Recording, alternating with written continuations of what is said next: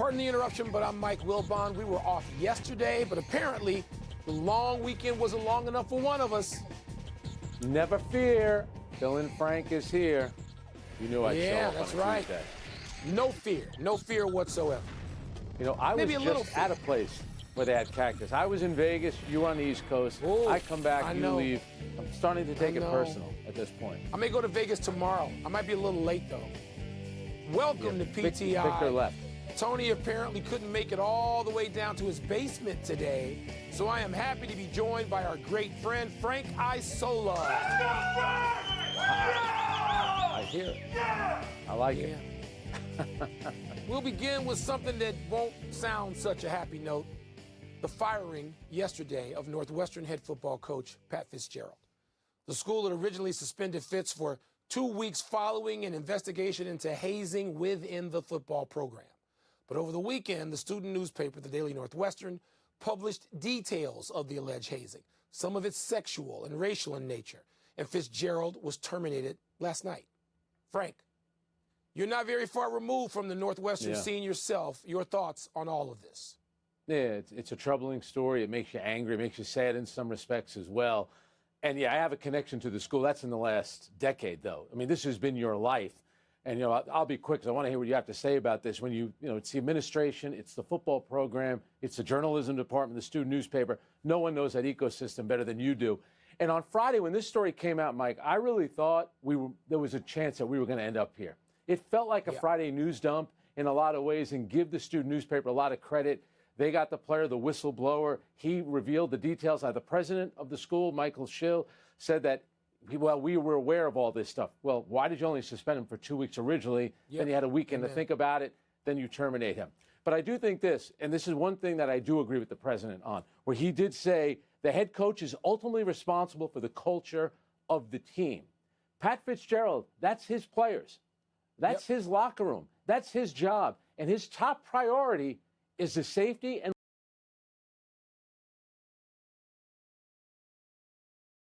every word you said. And when you talk about the responsibility of a coach, you're talking about to the parents who send their child at 17 or 18 years old, as you did too, to that campus. And that's any campus, not just ours, but we're talking about mine now. I'm an alum.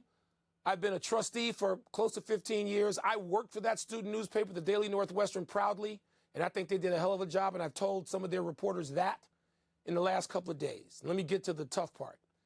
Pat Fitzgerald has been the face of Northwestern football. He's been the most famous person in the athletic community we've ever had in well over 150 years. Pat Fitzgerald.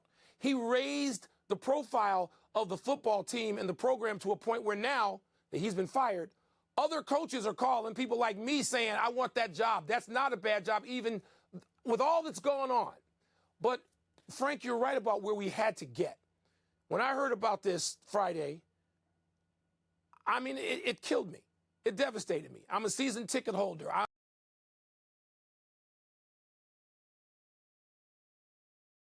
Bombarded us. And it became clear we could not move on with status quo. It never should have been a 2-week suspension. Mike Schill is a new president. He's barely been inaugurated. He just got there. I don't know that anybody can walk onto a campus and be perfectly prepared for something like this. But I feel for the kids affected, impacted by a hazing scandal. Fraternities and sororities have been banned from many a campus in the United States of America forever.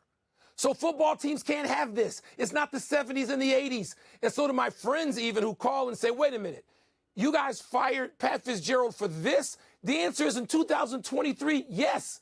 You get fired for this. You can't have this. You have to be able to put one foot in front of the other and welcome people back to this program, Frank, and let parents know, mothers and fathers and children, it's okay. This is not going to happen. We're not going to have it. We hold ourselves out as a university with a high bar. We better live up to it. We've not done that now. We haven't done it lately. We have to do that, and we could not do that with status quo. I feel for everybody involved, man, but it's been a difficult time. Do I think we can make it out of it and dig our way out? Yes. Yes, there's scandals all the time now that people dig their way out of. We may lose a ton of kids in the transfer portal. A new, dynamic, charismatic coach can pull kids right out of a transfer portal to a school that's still top 10 academically. So I guess I'm ready to turn the page at some point and get started with what's new. And the one thing about Pat Fitzgerald, he was, to your point, Northwestern football. He played there, an assistant Yes. coach there, head coach there. And, Northwestern, I get that they built that incredible practice facility. They want to build a stadium, but they kind of had a realistic look at what the football program was. I mean, he is 4-20 in the last 2 seasons, and no one was talking about the record. So he was going to be there for as long as Yes. he wanted to be there. He had just started a 10-year, $57 million contract. But I'll say this, Michael, and you know this from the Penn State situation. We've not heard the end of this story. There's going to be a lot of fallout over the days and weeks, and credit to the Daily Northwestern for really being out in front of this story and breaking the biggest part of it as well. And a baseball program now with this coach being questioned, right. legitimately so as well. Lot on our plates, Frank. Yeah. Well, speaking of the Daily Northwestern, that takes us to the New York Times and their decision to disband its own sports department. The Times announced its decision yesterday, saying it would reassign its 35-person staff to other areas of the paper and turning over most sports-related coverage to The Athletic, which it purchased 18 months ago. All right, Michael, how do you feel about this decision by the New York Times? Sick. Second straight story. Yeah. I feel sick. I got on a plane this morning to fly from D.C. out here to the desert, and I look at the Washington Post, and in the style section, it teases to this story. And I'm like, are you kidding me? Are you kidding me? The New York Times, all the news that's fit to print. They don't want the news anymore. The New York Times, and by the way, the L.A. Times, Frank, this is the first nail in the coffin, the death of sports writing. The profession that you and I, rode into these positions on as know-it-alls. This is what we did. And the New York Times, it just seems lazy and gutless and so corporate that they wanted to make another buck after spending $550 million reportedly on The Athletic. And I'm not saying The Athletic is not competent, because I got too many friends like David Aldridge and people who have been great journalists. I get that. But Burkow, Ayrton, Roden, Roberts, and the list goes on. And you know them because you read them daily. I get the New York Times delivered to my house. I'm going to stop it. It looks like a union bust in some ways. It disgusts me in different ways than what's happening at my alma mater right now. But it disgusts me. It's the New York Times. It's one of the great sports sections, always one of the 3 to 5 best sports sections. Boston Globe, Washington Post, LA Times. I'll just throw some in there. Philly. In the last 100 years. And now they don't want to cover sports. They don't want to do it. We're going to fold it into our economics coverage. And just middle management. God, I hate this. I hate this story, too. There was an uproar at the New York Times when they put the sports section into the Metro section, where it wasn't going to be its own section. You go back over the years, Sports Monday and the great Sunday sports section that they had, and you rattled off some of those names. And by the way, great Dave Anderson, being able to read Dave Anderson my whole life. Yeah, and you mentioned Ira Burkow on basketball. My neighbor, Harvey Arden, who's in the Hall of Fame, the Basketball Hall of Fame. Selena Roberts, I covered the Knicks with her. My buddy Dave Wallstein, who's covering Wimbledon right now. And what happened was, and you mentioned the corporate side of it, they spent so much money on The Athletic, and this is a way to save face. And now you're going to have The Athletic taking over the sports department. And I'll tell you what, Alex Mather, who founded The Athletic, said, this was about 6 years ago. He had that quote, and he got destroyed for saying it. And I worked at The Athletic for about 1.5 years, 2 years. He had said, we're looking to bleed these papers until we're the last one standing. Well, guess what? You just killed off the biggest paper of them all. And it's a sad day when something like this happens, because you see what great journalism could be and what the New York Times always was, what the Daily Northwestern just did. Those are the kind of stories that they would break. How about concussions? No one talked about concussions in the NFL till the New York Times did that incredible award-winning reporting on concussions in the NFL. And, I mean, changed the way even the game is played now, some of that reporting. I believe you can draw a direct line from the Times reporting to that. Look, as a person who wrote for the Washington Post for 30 years, there's no more worthy competitor than the New York Times all my life. Guys I competed against, and now I find out that they shut their sports desk down. It's embarrassing. No sports section. You're right. You're right. No sports section, no separate. It's just embarrassing. Embarrassing. And now to the NBA Summer League, returning to actual sort of sports news, where the Spurs have shut down the Victor Wembanyama experience after, 2 games.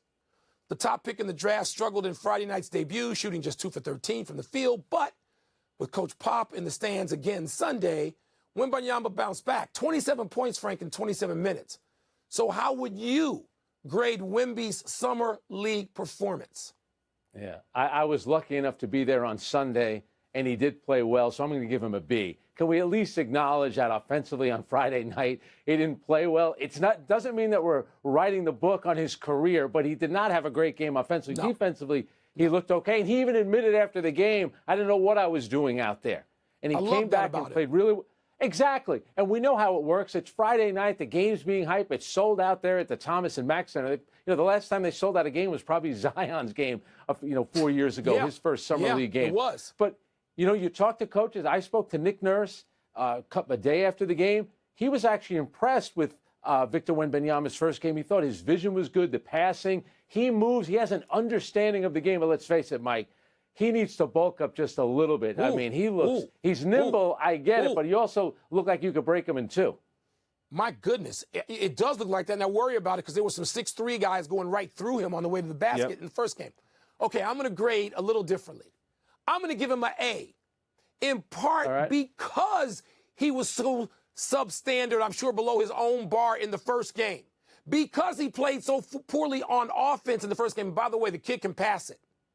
And the 5 block shots he had, he blocked the second pick in the draft, Miller. He blocked his 3-pointer.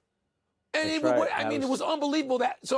So because he had a bad game, we can call it a bad game. It doesn't mean we want to kill him or get rid of him or don't want to have him on our teams. He had a bad game. And he came back and had a terrific game.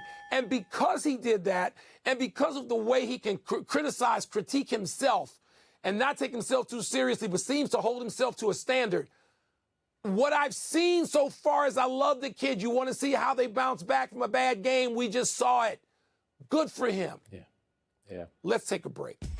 Coming up, Vlad Jr. won the home run derby, but was his performance the most impressive of the night? And Reds rookie Eli De La Cruz has been doing such amazing things on the field. Should he be playing in tonight's All-Star game? How about? Yeah. Absolutely. Let's get to some By good the way, news. a lot of people were saying, where's Michael Wilbon?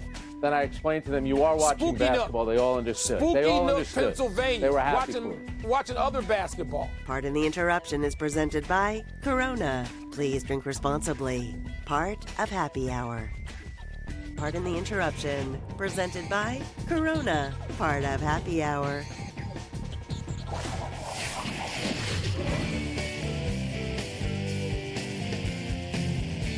Time to fill in some blanks with Fill In Frank.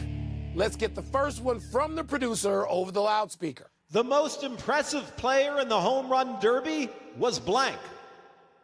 All right, we know Vlad won the home run derby, Frank, but I'm going to say J-Rod in front of the hometown fans in Seattle, hitting 41 home runs in that one round, and basically getting rid of Pete Alonso, which for those of us who hate the Mets, that's a great thing. And he also saved Ken Griffey to be the only, speaking of more Mariners, to be the only guy to win 3, straight home run derby contests. I thought all that, to do that in front of the home fans was great. Made him the star of the night.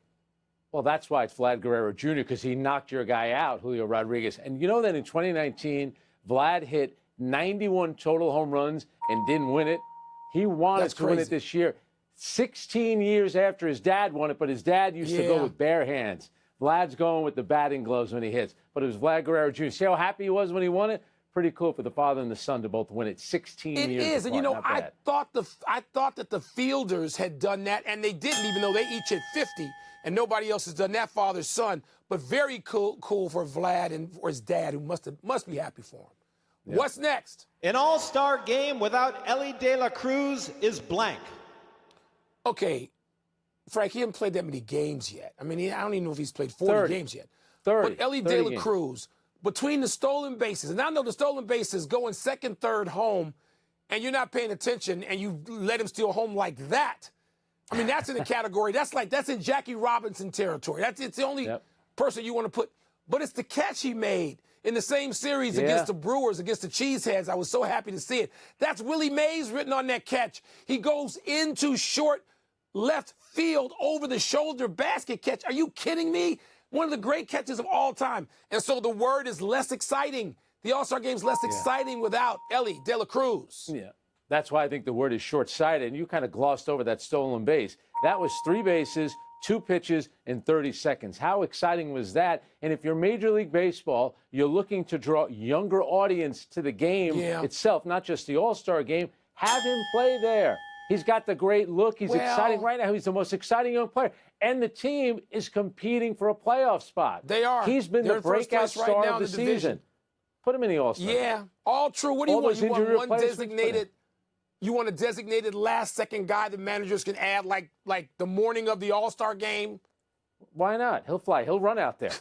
He doesn't even need a plate. That's the final word. Let's take one last break, but still to come. A number 1 seed goes down at Wimbledon. And Bob Huggins says he deserves his job back at West Virginia. Can we just say right now, no, he doesn't. Good luck with that. No, good luck with that. He doesn't. Spoiler alert. No, Bob Huggins does not deserve his job back. Please. No.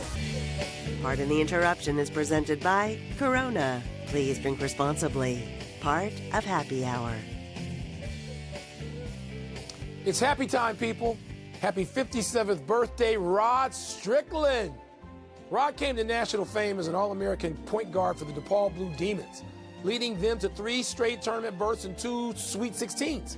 He was selected 19th overall in the first round by the New York Knicks, the first of 9 different NBA franchises he played for in 17 seasons, with career averages of 13 points and 7 dimes a game, which doesn't speak to his flair.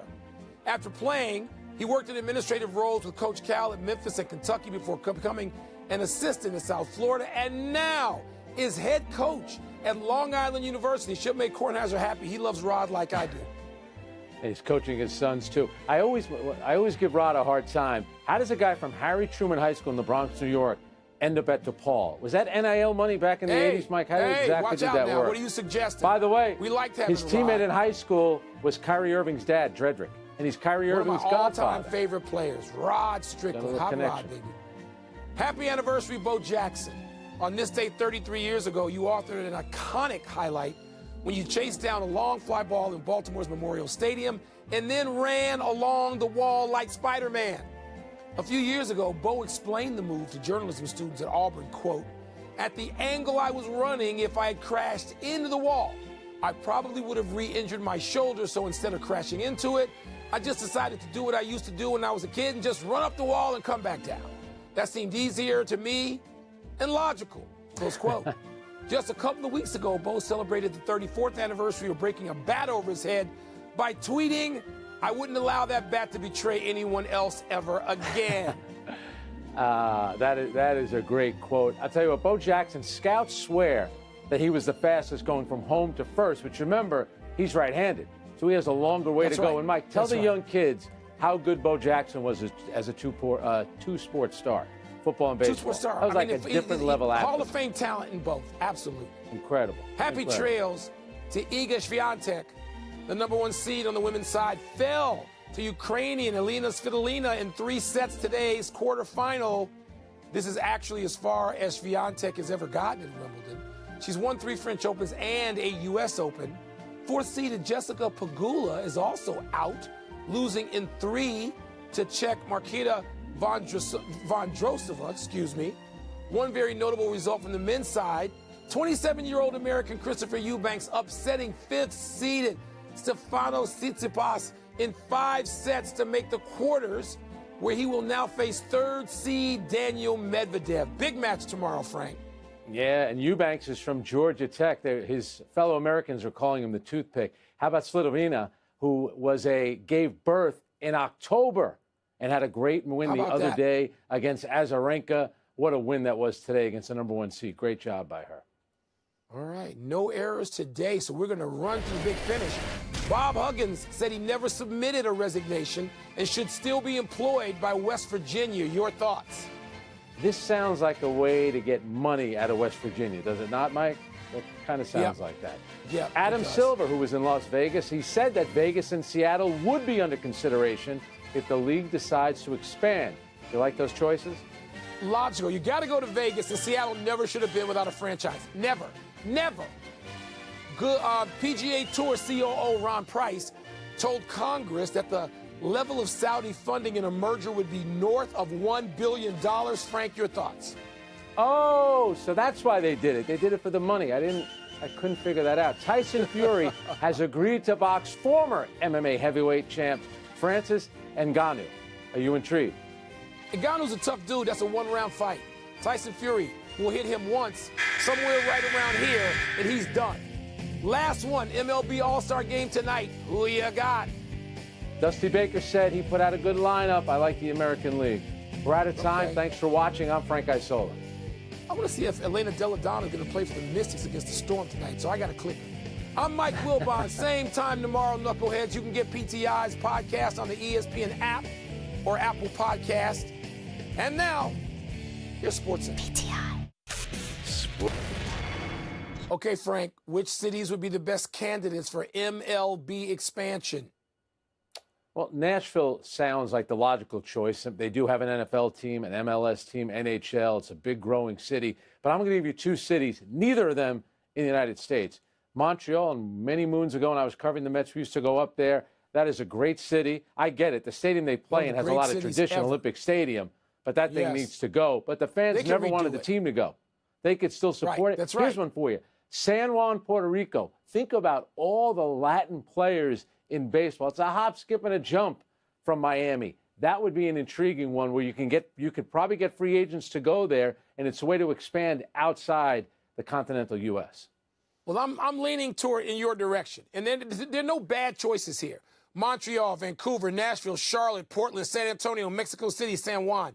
No bad choices. And you know, the Nashville thing's interesting, too, because they apparently would name the team the Stars after the Negro League team that was there. You know, there's no bad choices in there. I think Salt Lake City's another one. I'm going to say Vancouver, the most beautiful city in North America, not even close to me. Vancouver, all right? And the NBA should never have been out of Vancouver. That was not a good move. One of the few moves I would question from the late, great David Stern getting out of there. And how about Mexico City? I'm okay with San Juan, too. But how about Mexico City, Frank? You want to signal, particularly to basketball and soccer, that you two are international? Go to those cities. Those are great cities. They are places I think world-thinking international free agents might find them great destinations to go. I'd like to go cover some road games there. So those are my two, Vancouver and Mexico City. Yeah, MLB played a game in Mexico City this year, and right now Vegas has Salt Lake City and Nashville as the odds-on favorite to get an expansion team. All right, that's it. We're done. Back to you.